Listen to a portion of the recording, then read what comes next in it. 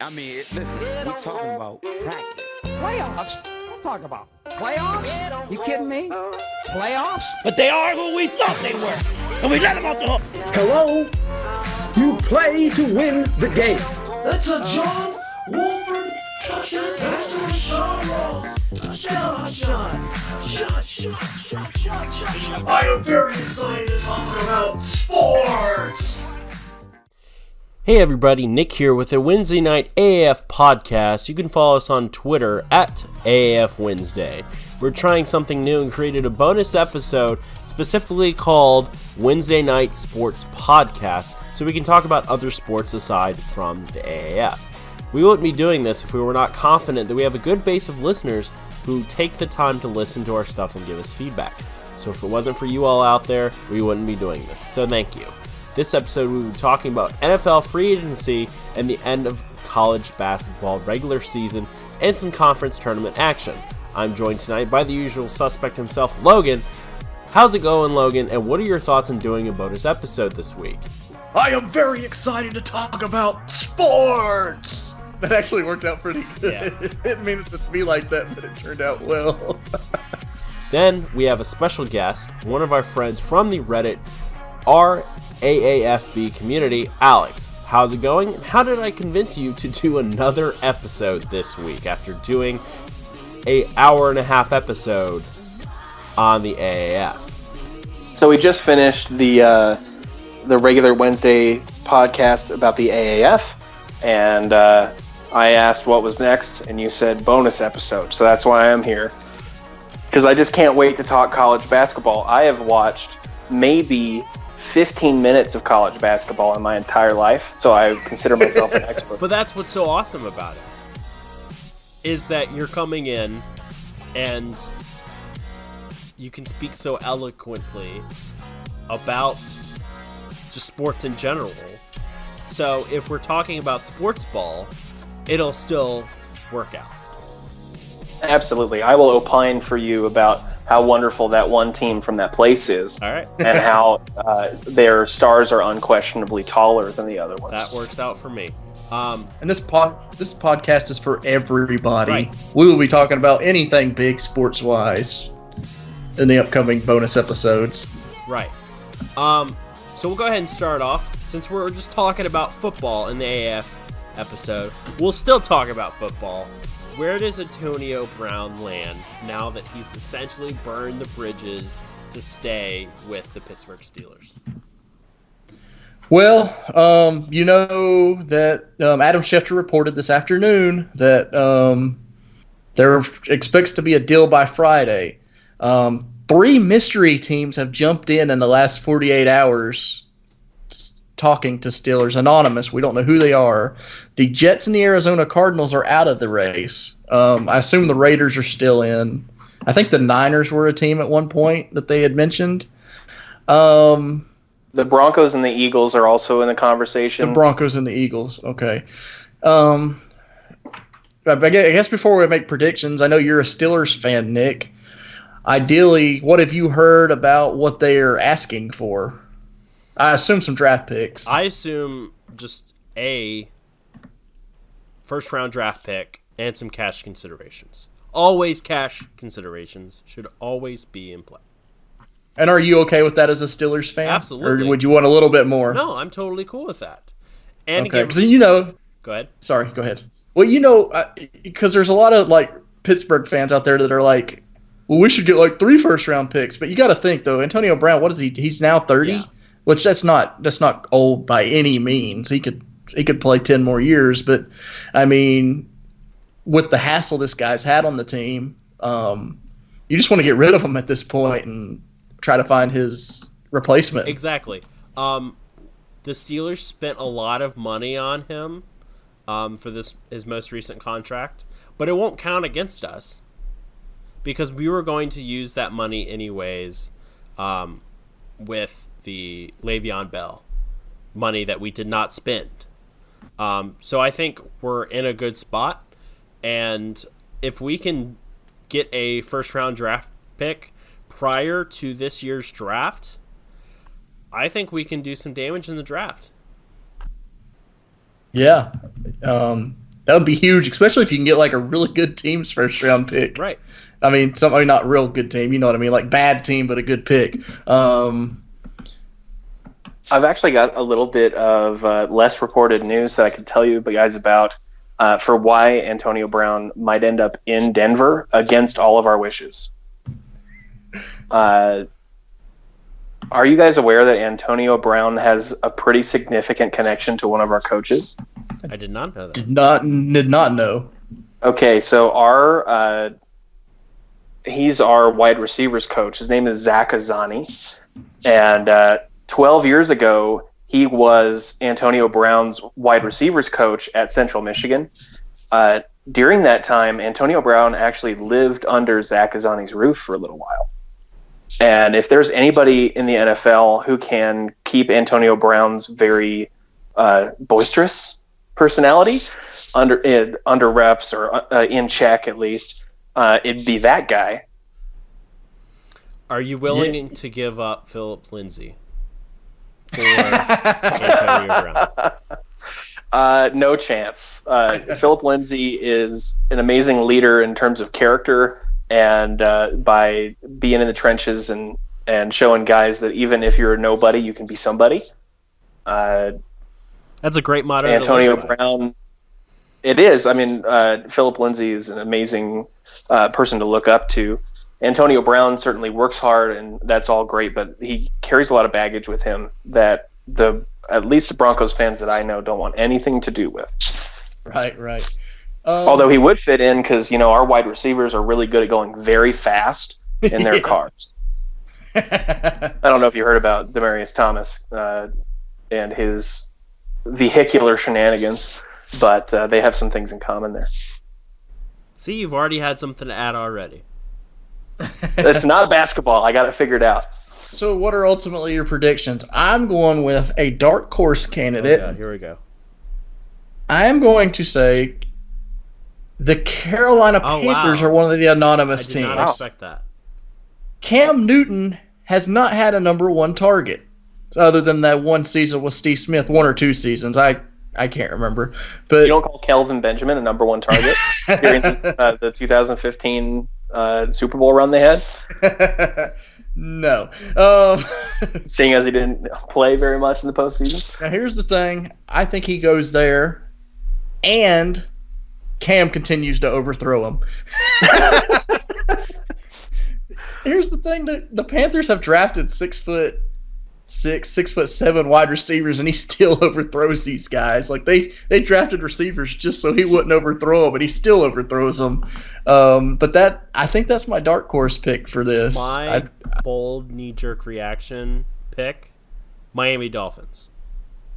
What better way to crash and burn and do cocaine than Miami? Than in the passenger seat of Antonio Brown's. And that would be very interesting because last year they gave up their star receiver Jarvis Landry, who went on to hook up with Baker Mayfield in Cleveland. It would be interesting if they did that. And didn't Antonio Brown have an absentee teammate last year that spent a lot of time in that area? Yeah. Yes. Hey, it adds up. I could see Miami doing it. Jet ski. I think Antonio Brown ends up with the Cardinals. Cardinals dropped out. I think he ends up at the Cardinals anyway. Dang, man! I thought I was really, I was pretty confident that he'd end up there. I think the reason why is I think the Steelers were trying to get that number one pick. Oh well. And they weren't going to budge from that. I think they're all. Okay. It looks like they're all hands on deck for Murray. Let's entertain that. Let's say that the Cardinals do give the Steelers the number one pick. Who do the Steelers pick? Do they go ahead and find their successor for Ben and Kyler Murray from Oklahoma, or do they go with Braxton Miller from Ohio State? Do they even not? Do they not go? Well, not Braxton Miller. That's the old Ohio State guy. The quarterback they have now. Oh man. I should know this. Dwayne Haskins, sorry. Basically, do they go quarterback or they just go something else in general? I mean, that's a lot. I guess it's free because Antonio Brown would probably sit out anyway, even if you didn't trade him. So you're getting something back. I mean, if they get number one, they're taking Bosa. But I would think that they would either trade Antonio Brown for Josh Rosen and a second-round pick and a first-round pick next year, or they work their way into the lower first round and pick up Drew Lock, because Drew Lock is basically Ben Roethlisberger light, and that seems to be a model that's worked out really well for Tomlin, and he'd probably want a very similar quarterback to sit behind Ben. That's very interesting. What do you think about Josh Rosen? I think he's got the potential to be very good, and I wouldn't give up on him so quick. He didn't have much around him last year.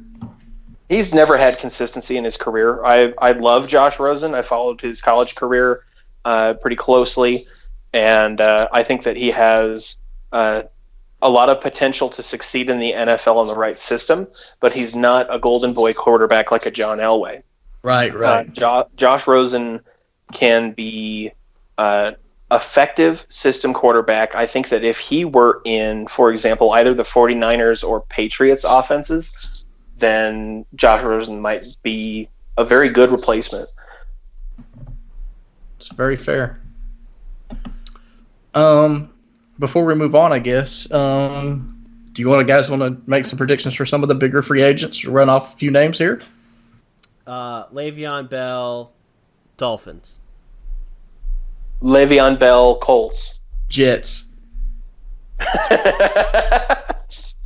What about Big Dick Nick Foles going to the Jags? I read online that people were saying that he should go to the Giants. And I think he should go to the Washington Redskin Potatoes. I don't think he would go to the Giants out of respect to the Eagles. He's a pretty classy dude. Hey, if Brett Favre can eventually make his way to the Vikings. Yeah, I mean it's possible. Then anything can happen. You know, it was part of his contract when he went to, what was the first team Jets. he went to? Was he a Giant? He was a Jet. That's right. One of the deals when they traded him to the Jets, it was a handshake deal. They said, "We will give you Brett Favre, but you cannot trade him to the Vikings." I've heard that on an NFL Network documentary about his career, and they ended up going against that handshake deal. Interesting. Here's a random free agent that could provide some potential to somebody. Teddy Bridgewater. Oh, poor Teddy Bridgewater. Last year after he signed with the Saints, he kind of got hyped up, and people were like, "Man, his stock's gonna go up playing behind Breeze, and he's gonna start somewhere." I don't know if I see that anymore. The NFL Europe Dragons. The AAF.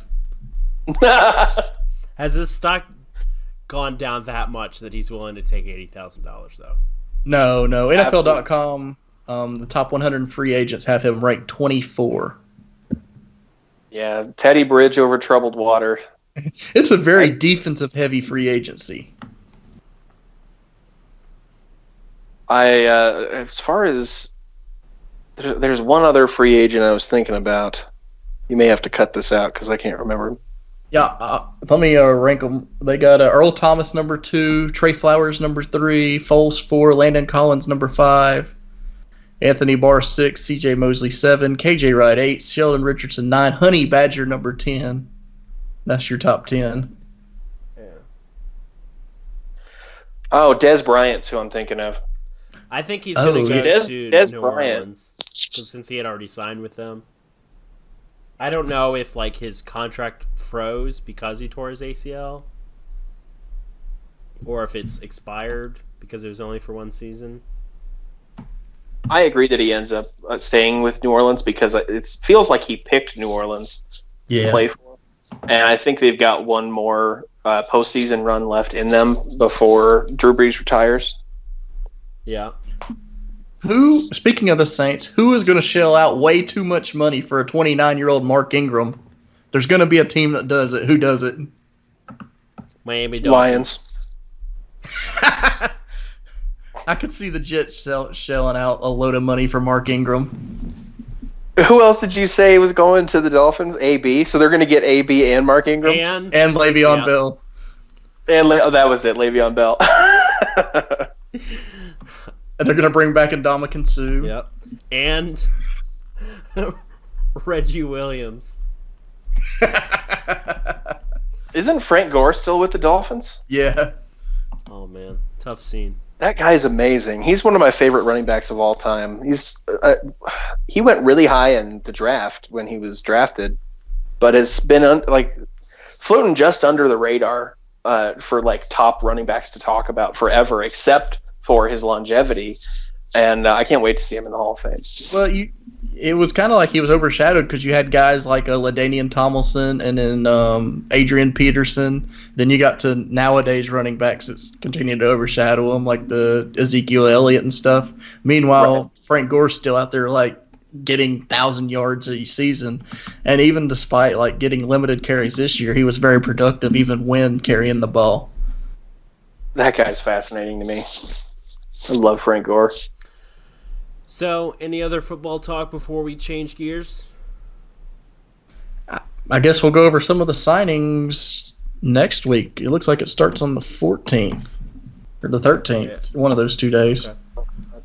Do you want to talk about the Raiders and the homeless Raiders? They're going back to Oakland. What do you mean? So, obviously, being a Broncos fan and being in Denver, I pay attention to the AFC West news a lot. But I feel like the Raiders not having a home for the upcoming season was a pretty big national story too. They were looking to potentially play in the 49ers stadium. Then they were talking about potentially moving to St. Louis for the year until their stadium was done in Las Vegas. But it was pretty clear that there was no way they were going back to Oakland. Like the city of Oakland, the people of Oakland are suing the Raiders. And so there's no way they're going to go back to that terrible stadium. But they actually are. It sounds like they're going to end up staying in Oakland for another year. Oh, wow. Yeah, I can't believe it. I mean, it's such a cluster. Yeah, for me, I think the owner's dad, Al... Mark Davis. Al Davis, is rolling in his grave. Just win, baby. Yeah, right. Oh, I think he was rolling over in his grave until Beast Mode tried to light a joint off his torch, and then he calmed down a little bit. So we'll move on to college basketball. It's the start of tournament week this weekend. And what is tournament week? Is that March Madness yes. or is it something before March Madness? Well, it's the end of the regular season, and they have college tournaments, and that's how they determine the college champion, who then will more likely get a higher seed, and also those smaller leagues. When you win the college tournament, when you win the conference tournament, you are guaranteed a spot in the tournament, whether that be in the first four, which it's been about 8 years since they first introduced this. So basically, you went from 64, or is it 65, Logan? They added the 2 a few years back or whatever it was. 65 maybe? So I thought it was 60. It went from 64 to 68.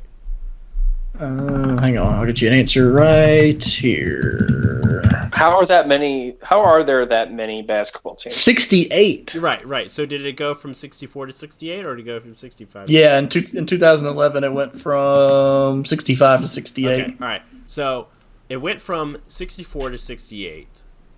Sorry. 64, excuse me. Yeah, that wouldn't make sense, just adding 3 teams. It went from 64 to 68. Those 4 teams then play in a playoff, and they are considered the worst of the 68 teams to get a spot. And what's funny about that is that Virginia Commonwealth University, VCU, which is a college in Richmond, got one of the first 4 spots. And it was shat on universally outside of Richmond. They believe that they should not have been the team, especially that lady from ESPN that I think ended up getting fired recently. Jamil Scott. Jamil Hill, not Jamil Scott. Jamil Hill? Yeah, so Jamil Hill wrote a opinion article on ESPN 8 years ago about how that was a horrible pick and VCU is not going anywhere and they're quite possibly one of the worst picks in the NCAA men's college basketball tournament. Is she right? No, she was totally proved wrong. They went to the Final Four. What? Yeah. They went 2 years in a row, didn't they? No, not to the Final Four now. Oh, never mind. But that year, they made it all the way to the Final Four. They were not the first CAA team to make it to the Final Four, though.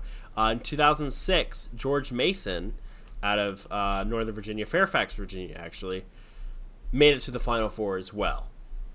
And they were also another mid-major team that a lot of people shat on for being picked in the tournament. Both were, pretty sure, 11 seeds in the tournament. It goes from 1 to 16, and you have 4 regions. And Alex, to answer your question earlier, I'm pretty sure there's a little over 300 teams in Division 1 basketball. Wow. Yes. That's a lot of teams. Right. And there's probably... It's hard to keep up with at this point, but there's probably 4 tournaments at this point, because originally it was just 2 with the NCAA tournament, and then if you weren't good enough, you went to the NIT, but now I feel like there's like at least 2 more now for the... Yeah, there's 2 more like NIT type tournaments. They're basically consolation prize tournaments. Everybody gets a participation trophy at this point in college basketball, it feels like. And it's kind of the same thing in college football now, where you're able to make the bowl game if you go below 500. And the NIT used to be a very huge tournament back in the 70s and the 80s, because what they would do is I think they would take like 16 teams maybe, and then what they would do is they would take like the conference champions, and that was it. And the teams that didn't win the conference championship will play for the NIT tournament, which is back before they expanded. So it would be like, pretty competitive with good teams. So the NIT was pretty big at one time. All right, so I got to ask this question because all I really understand about March Madness is that there's a bracket and people do the bracket, and then there's stuff like the Sweet 16 and the Final Four, and I assume somewhere in there's like the Great 8, Elite 8, and the Troubled 12. Well, but when are they going to start doing March Madness as a double elimination tournament where the losers play each other and the winner of the losers bracket gets to fight the winner of the winners bracket for the tournament like championship? Super Smash Brothers tournaments? That's exactly what I'm thinking about, because the only other thing I could think of with that many contenders was Smash Brothers. And it kind of makes sense. Like, what if the NIT was the first losers, and then the winner of the NIT faced the finalist in the NCAA tournament? Yes. And corollary, which college team is Waluigi? I would say that Virginia is the Waluigi of the NCAA tournament, Division 1. And I say that because in the 80s, they were pretty good. They made it to the Elite 8, and I want to say 84. and then after that, for about 10 years, they didn't do anything. 94, they made it to the tournament again, and then they didn't make it to the tournament again until 2001, and then it was abysmal. So from 2002 to I would say about 2007, they were very, very bad. And Logan, you can attest to that, being a UNC fan. Oh, we didn't even think about Virginia at that time. UNC and Duke were two of those teams that you knew UVA were not going to beat. It was a weird time because it felt like it was UNC, Duke, and Maryland at that time before they went to the Big Ten. Right. So then Dave Lieto from UVA gets fired in about 2010. They hired Tony Bennett from Washington State. And then Tony Bennett just turns the program around. And they still don't get the respect they deserve, really, because they're a top 5 team consistently. It's because they're not offensive. They're all defense. Right. They bore people. It's not exciting. They're an old school, grinded out game. It's not an exciting team, but they can still score points. Like they did against. It sounds like I might like that team. Like Syracuse. They beat Syracuse by almost 30 points on Monday night. After starting the second half in the early 40s, and Syracuse only scored, I think, like 10 points in the entire second half. Well, even when you played us guys, the final score was 69-61, and 69 is a lot of points for you guys. Yeah. Nice. Yeah. Can I ask a follow-up Smash Brothers question? Okay. So my dad went to Purdue, and my uncle went to Butler, and I grew up watching Hoosiers. Okay. I think of Butler as Little Mac, the guy everybody's like, go little dude, but he can't jump. Am I anywhere close? That's very fair. Yeah. I would say that Butler is a very dangerous team, and they were shown to be a very dangerous team when they made it.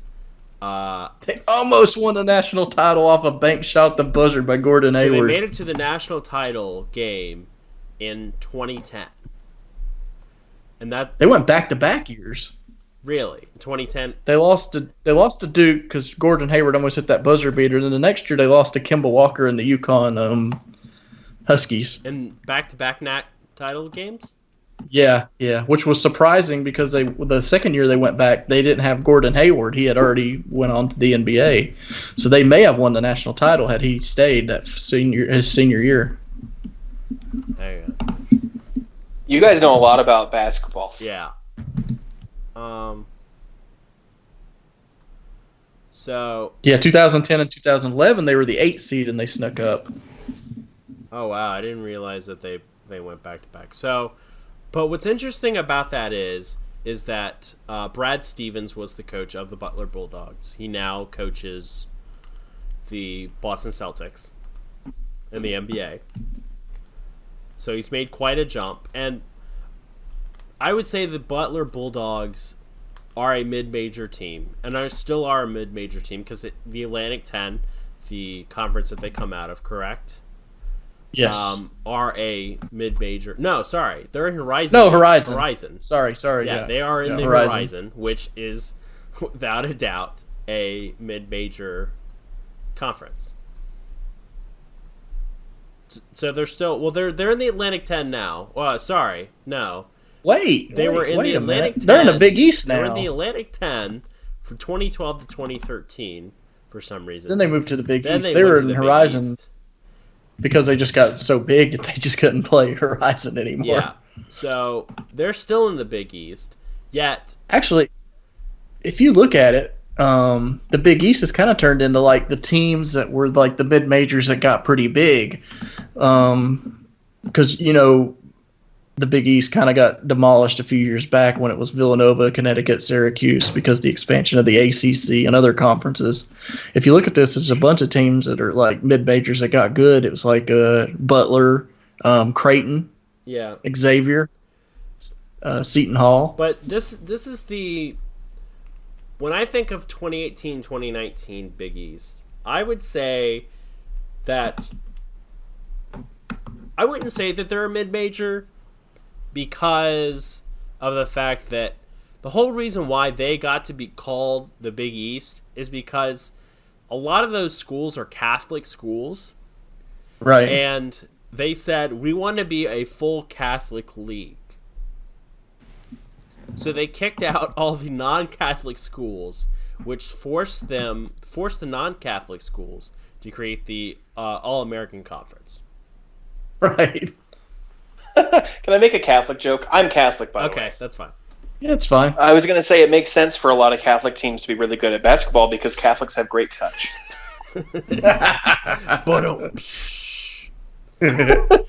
Oh, it's going to be very odd. Butler's not going to be in the tournament this year unless they win the conference tournament. Yeah, well, they're 16 and 14. Hey, and it's possible it could happen. Remember when Syracuse did it back in 2009? Yeah. Syracuse did it. Kemba Walker took UConn. They ended up winning the national championship after having to win their conference tournament. It's very possible. It's been done several times. So let's not get too ahead of ourselves with tournament action. That'll be a prediction episode next week. So we still have conference tournament to talk about. You have more of the mid-majors starting this week. Who do you have? What are your early predictions for the mid-major tournaments? Let me see what we got here. Mid-major conference tournaments. I should have pulled this up to begin with. Let's see here.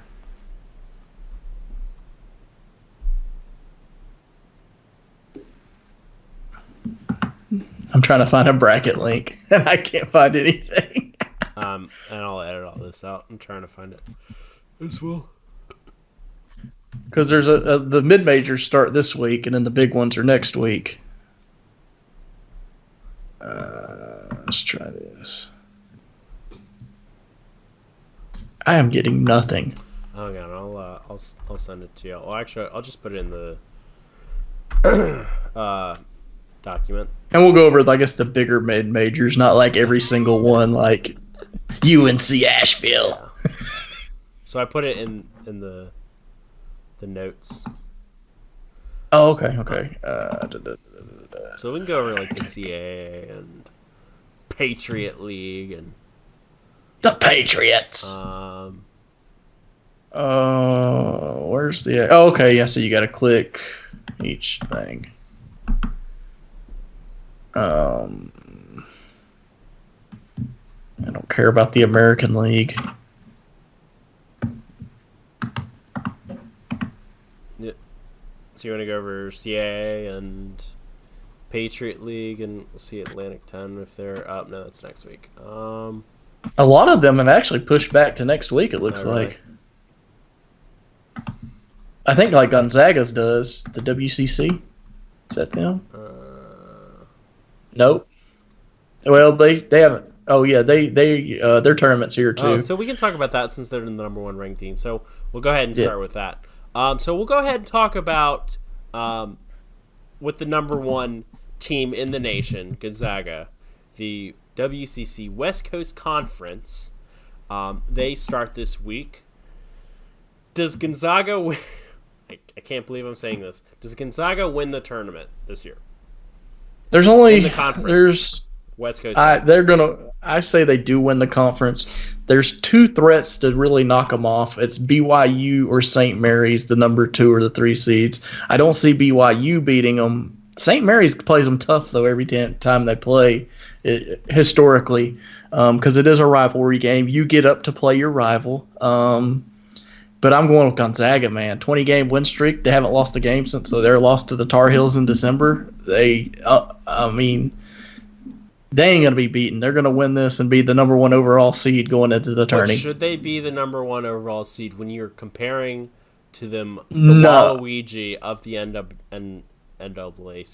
Not NAACP. NWO. The Waluigi of the NCAA. With the personally, if it was up to me, I'd give it to whoever wins the ACC. Yeah. Between Carolina, Duke and Virginia, unless some random team comes up and wins it, because the ACC is so deep and tough. But if you look at who Gonzaga has beat, and you look at who Virginia has beat, can you really compare the two?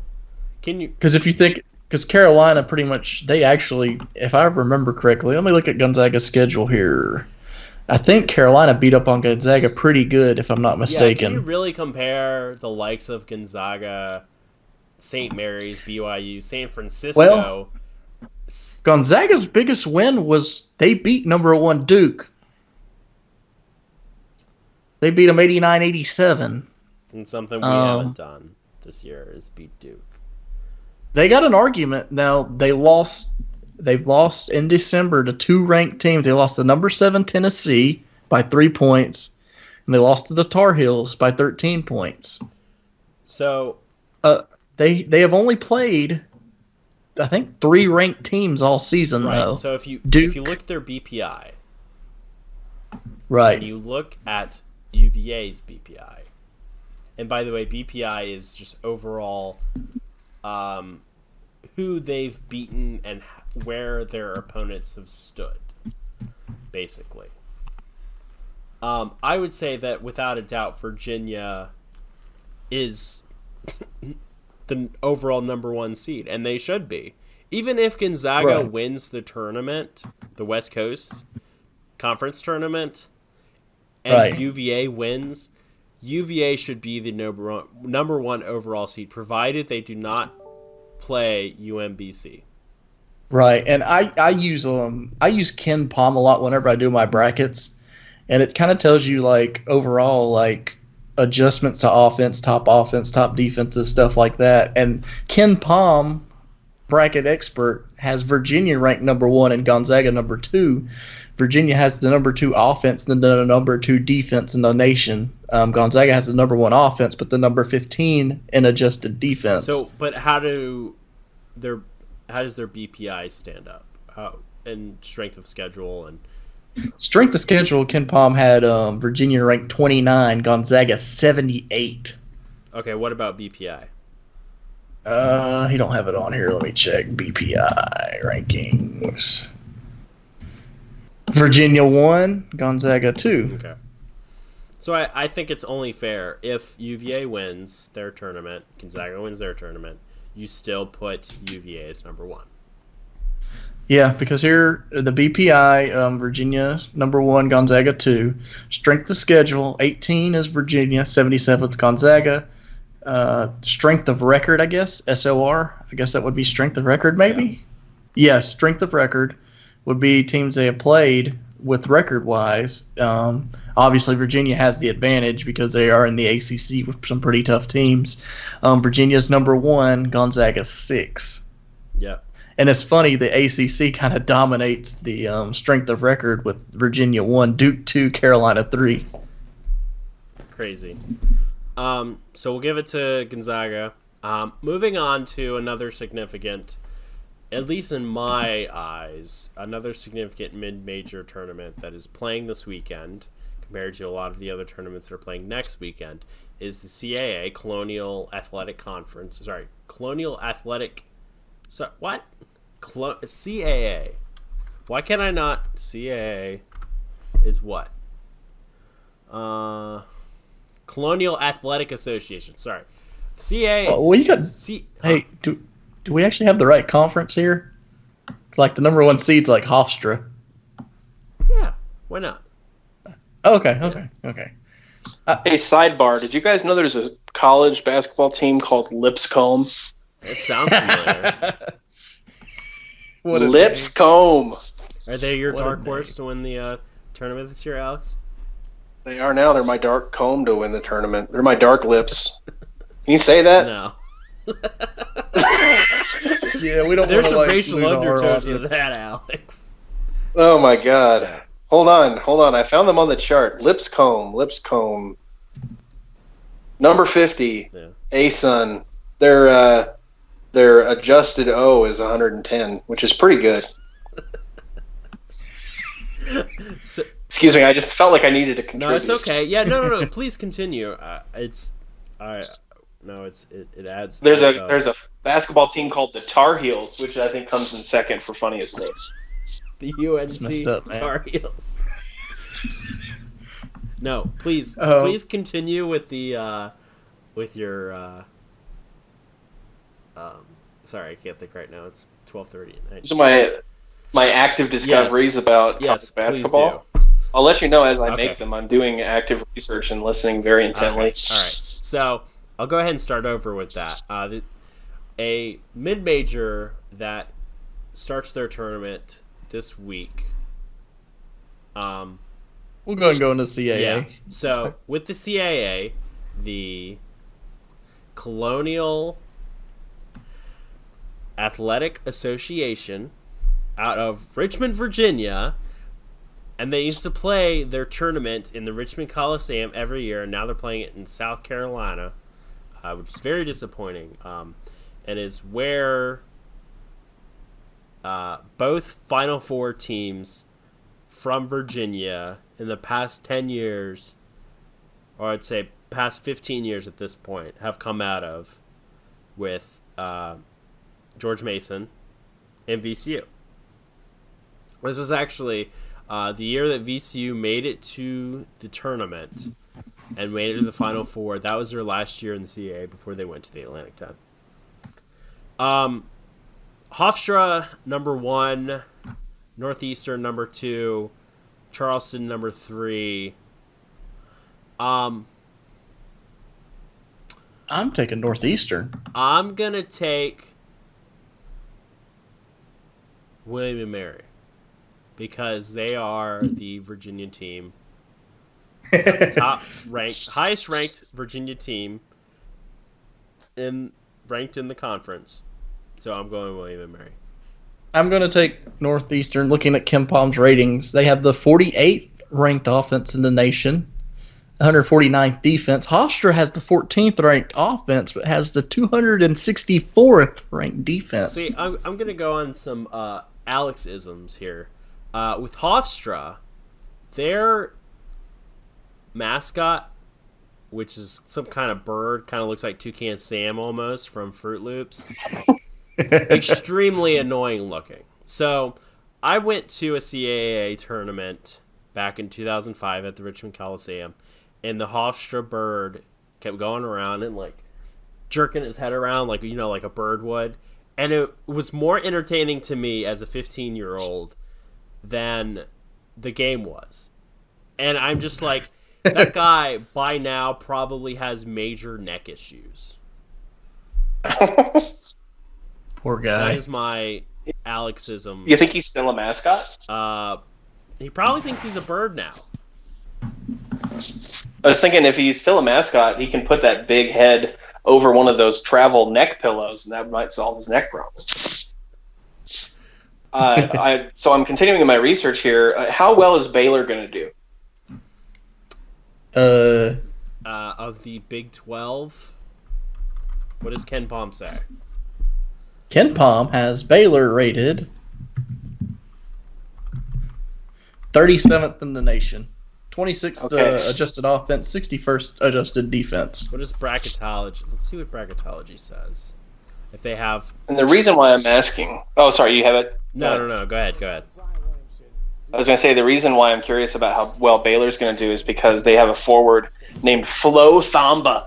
That is a pretty sick name. That's my favorite player. There's also St. Joseph's has a forward named Charlie Brown. And UCLA has a guard named Prince Ali, fabulous he, Ali Ababa. I like it. And then if you like Manhattan, you have a forward named Polycap. Baylor is currently projected to get the 8th seed in the East region, where they will meet the winner of Virginia and either Iona State or Norfolk State. So yeah, Baylor could. Which obviously, oh sorry. Go ahead. I was gonna say, which obviously that's gonna change a lot the next week. Yeah. Baylor. Well, we can all root for Flo Thamba. Baylor could face the Waluigi of the tournament. Speaking of Smash, we got what I'll say, admittedly, are the two historically top two teams to perform in the NCAA tournament with Duke and UNC. And if we're going to compare them to Smash characters, I would say Duke is Captain Falcon and UNC is Bayonetta. All right, we'll go with Bayonetta. Is that a fair assessment, Logan? Yeah, that's fair. Okay. All right, so they're playing Saturday, provided UVA does not lose. There's an odd situation where they all three could tie and split the regular season title. Really? Because if somehow Virginia loses, which I don't see them doing, I think who they play the last game of the season? Louisville? Well, it's possible. Louisville is tough, but I think Virginia will win. I think Virginia will wrap up their part of the ACC. It's just a matter of, are they going to split with the Tar Heels despite beating them? That's embarrassing. And I know that pisses you off. I don't want that banner to go up in the John Paul Jones Arena in Charlottesville. No, it won't say co-champions. It'll say regular season. It'll just say regular season champions. It won't say co? No, even though you were co-champs. Okay. It's still pretty dumb, though, ain't it? It is. So there's some weird scenarios. Basically, there's two really big conference championships being decided this week. Duke and Carolina and Michigan State. With Carolina and Duke, if Zion plays... Which he's not supposed to. He's not supposed to. Is Zion the guy who ripped his sneaker? Yes. I know that guy. I saw his foot. So, I did. He was wearing a sock, but I saw Alex, it. you might want to be on here every week. We might have you on. what size shoe do you think he was wearing? By the look of it, as it tore apart around his toes, I would say it looked like a 14.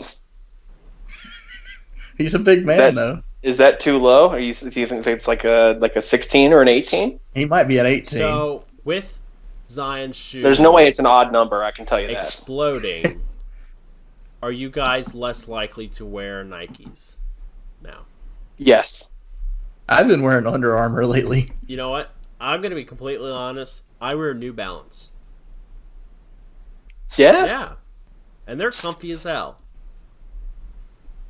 I wear Echo, which is not a sports sneaker brand, but I would not wear Nike because I weigh an undisclosed amount that's more than Zion, and if I took a turn with some heat, I don't want to have a blowout going 80.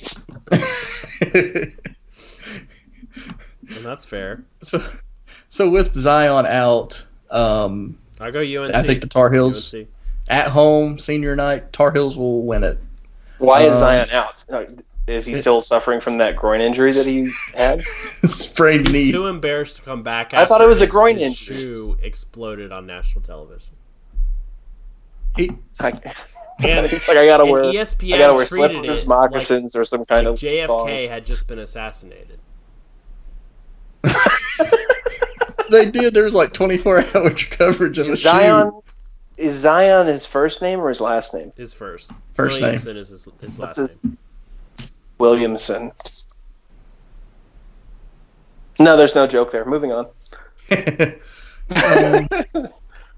So I take the Tar Heels. There is a joke there. When his shoe exploded, did his name change to Zy Off? Yes. Yes. I'll see myself out.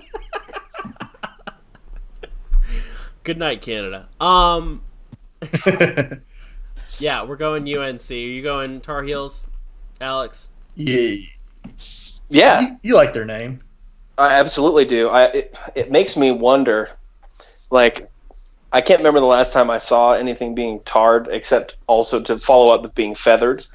So I like to imagine that's like you put your heel in tar, and then you put it in the feathers, and then I root for That you. sounds kinky, but I'll go with it. And Don't shame me. I'm not kink shaming you, man. And then our other big basketball game is maybe it could be a game, depending on what happens in the conference tournaments, could decide maybe maybe an additional number 1 or number 2 seed, depending on how they fare in the conference tournaments. It's Michigan at Michigan State for the Big Ten regular season championship. This is where Tom Izzo and Michigan State goes full on. Michigan State goes through, wins the tournament, and they somehow, as a 4 seed, make it all the way to the Final Four. That's what Tom Izzo does. I'm a Michigan. They are my other team, and I think they're going to lose to Michigan State at Michigan State. Breslin Center is a tough place to play. I think Michigan State wins the Big Ten regular season title. Who has the better agriculture program for undergraduate? Stop. What? Sorry, I was talking to my cat. Who has the better agriculture program for undergraduate, Michigan or Michigan State? It's probably Michigan State, right? Probably. Because were typically founded with an agriculture program in place, so they probably have a good agriculture history for their school. So I'm going to say they win because, from my understanding of what little sports radio I've listened to, if you have corn-fed young men, you win basketball games. Michigan State wins. I think that is a fair assessment, Alex. Is it too early to call the bigger tournaments? We're 2 weeks away. No. We are a week away from the bigger ACC, SEC, Big 10, Big 12. We'll have a lot of predictions next week. Right, but is it too early for knee-jerk reactions? It's never too early for knee-jerk reactions. At the risk of pressing my luck, I'm going to interrupt again and ask, which is bigger, the Big 10 or the Big 12? I say the Big 10. They've historically... Michigan State, Ohio State. Well, it depends on what you want to talk about, too. Basketball or football? Well, I'm talking basketball here, obviously.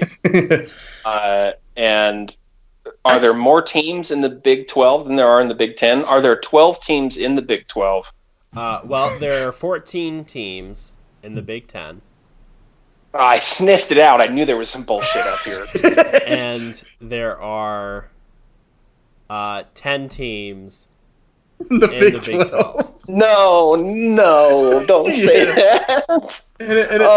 I'm not going to be able to sleep tonight. Well, it used to be correct, and then expansion ruined it years ago. So why didn't they change the name? Is it because it would screw up the logo? It was a historic, just a historic deal because they've always said the Big 10, and the Big 12. The Big 10, in terms of the number of teams, is bigger than the Big 12. So they should be the Big 14. Oh no.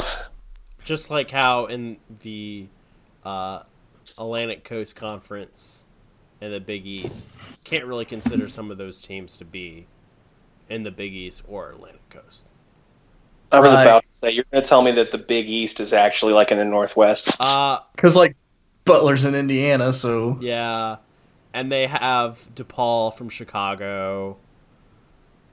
So it's kind of weird geographically. It's kind of like how you had the Atlanta Falcons in the NFC West almost 20 years ago.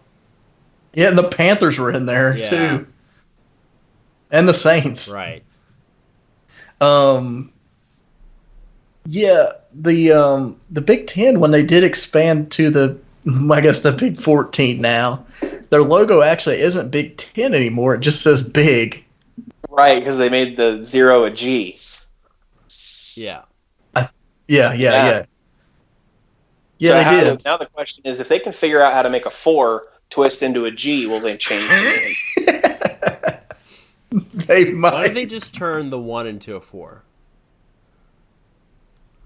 The Big 40. Yeah. The Big 4G.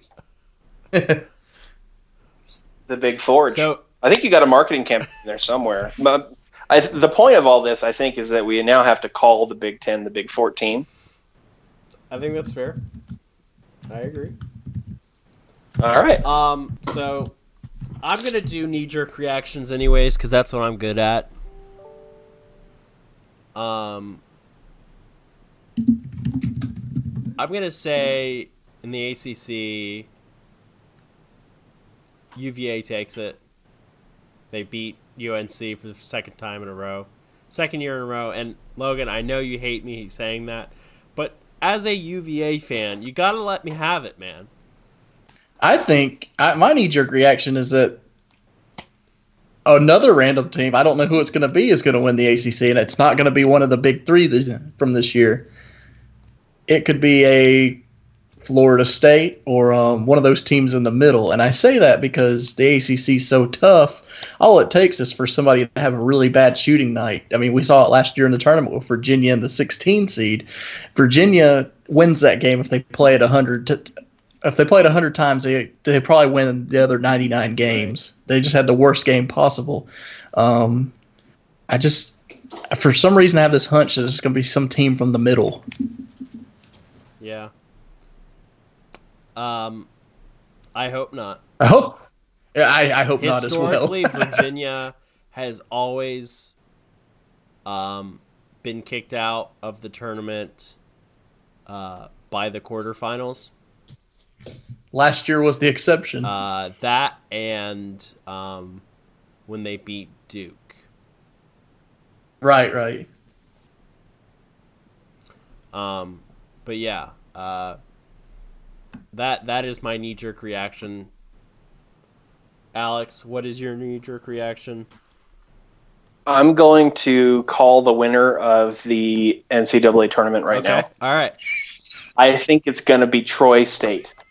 Oh, man. You know why I think it's going to be Troy State? Because Troy State once scored 258 points in a single basketball game. Who'd they beat? They played DeVry. Yes, that DeVry. And DeVry scored 141 points. Nice. And if you want to learn more about that, you can watch John Boy's beautiful episode 12 of Pretty Good called We're Serious About Success. I like it. So, yeah, Troy State wins 258-141. I'm all for it. And then, since we're still with you... You're not even curious how someone could score 258 points in a single basketball game? It's probably in, like, the 1920s, so I can... It was not. Oh, really? It was, I believe it was in the late 80s. Oh. Well, So, actually, Troy State actually goes by Troy now, I just realized. Oh. They're just They Troy. just shortened their name after the divorce.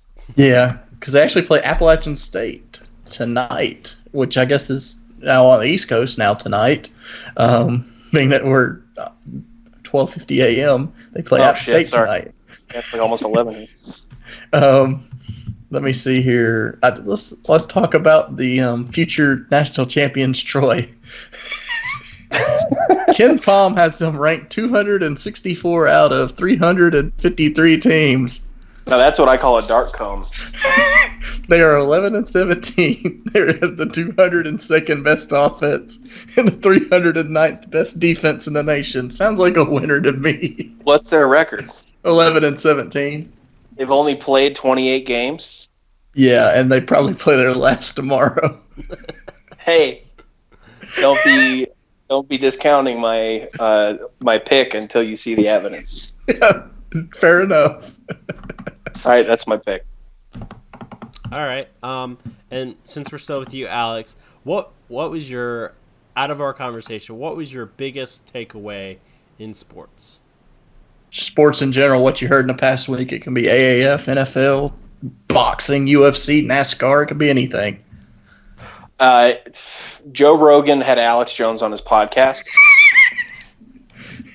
and it was fucking wild. I have heard this, and I need to go back and listen to it. I believe during the podcast, Alex Jones whispers under his breath that scorpions are psychic. Say what you want about the guy, but he's freaking entertaining. He is. To give you a real answer, because that was barely sports.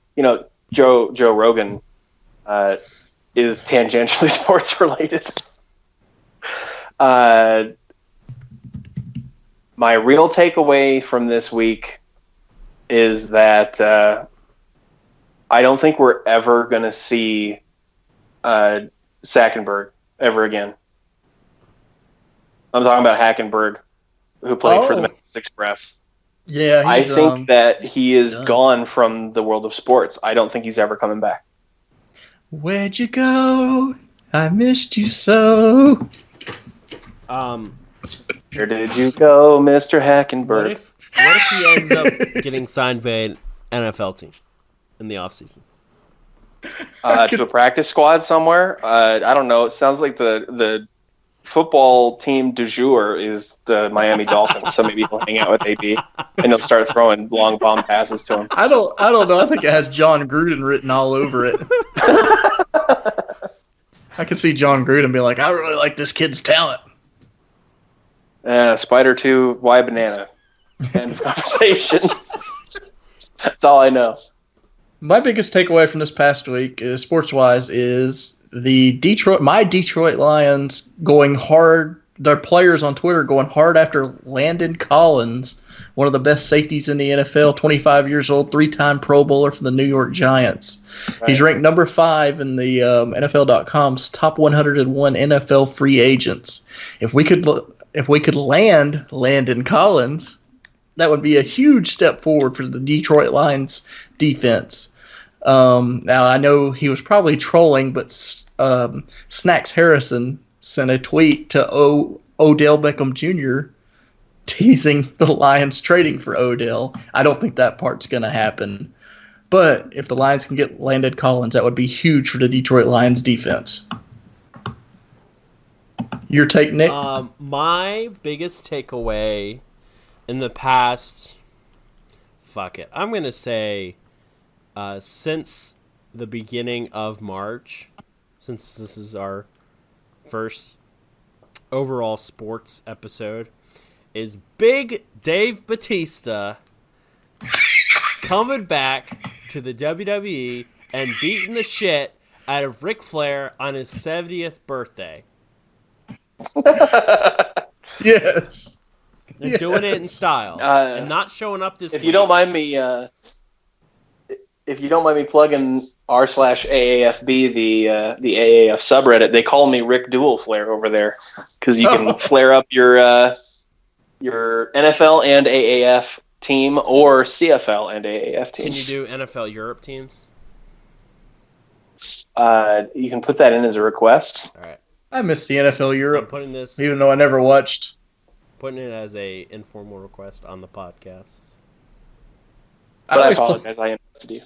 I always played with the NFL Europe teams on the old Maddens, like in the early 2000s. So, closing thoughts.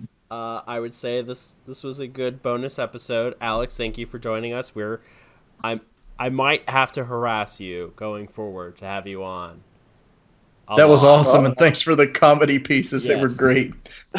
Thank you. I had a great time. You gave a lot of insight that I wouldn't have considered. Yeah, I understand that the perspective of someone who's spent as much time as I have Googling what is college basketball, can shed some light. And I look forward to seeing Troy play App State tomorrow night. What I just realized is they're going to be the number 10 seed in the Sun Belt tournament. So if they're going to want to make it to the NCAA tournament, they're going to have to go all the way through. And I'm going to root for them just based on Alex. They gotta win like 4 or 5 games, don't they? Yeah. I hope you get to root for them more than one day. I do as well. So thank you again, guys, for joining. Hopefully this will not be our last bonus episode. Hopefully we do not get only 5 views like that one episode we did on Super Nintendo. God forbid. Well, I'll be one of them. Okay, I appreciate it, Alex. Hopefully Bill will be the other one. Hopefully Bill will be on and Bill hasn't DM'd you and said, fuck those guys. Why the fuck are you still talking to them? At least Bill can listen to like the first 10 minutes of NFL talk. Yeah. And hopefully you guys can make me a mod on AAFB. Keep dreaming, buddy. I think it was Bill who said at the beginning, yeah, sure, I'll make you a mod. I think I heard him say that. You know, shoot for the moon, and even if you miss, you'll land amongst the stars. That's a great Alexism. So yes, thank you again, guys. By the time you listen to this, it'll probably be Sunday afternoon because I'm going to have to edit the first episode as well. And it's 1 a.m. Thanks for listening, guys. I got to be up at work in like 5 hours. It's been a great night. I'm so glad I can work from home tomorrow.